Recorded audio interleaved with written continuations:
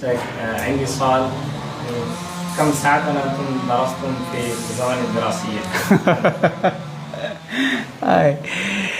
لا أتذكر بالضبط كم ساعة كنا ننفق في أيام الدراسة، ولكن اجلس من فضلك.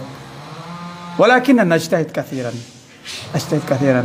كنت في الجامعة الإسلامية سنابل، وليس عندنا أي شغل سوى القراءة والكتابة. والله أنا لا أريد الحديث عن نفسي، لا أحب الحديث عن نفسي، ولكن الجامعة الإسلامية السنابل فيها مكتبة شاملة، فيها كتب باللغة الأردية، باللغة العربية، كتب الفقه، كتب الحديث، وكتب الأدب أيضا، كتب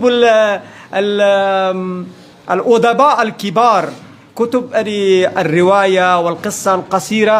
يعني والله الشيخ عبد الحميد الرحماني رحمه الله كان واسعا وكان عالما جليلا، والإنسان الموسوعي، الإنسان الواسع الفكر. الجامعة الإسلامية السنابل إنه قام بإنشاء مكتبات عديدة. তো একটা লাইব্রেরি তো ছিল যোগাবায়ে ছিল, যেটা কাল মাকতাবাতুল আম্মা বলা হয়, সেখানে তো হাজার কি কয়েক লক্ষ কিতাব ছিল।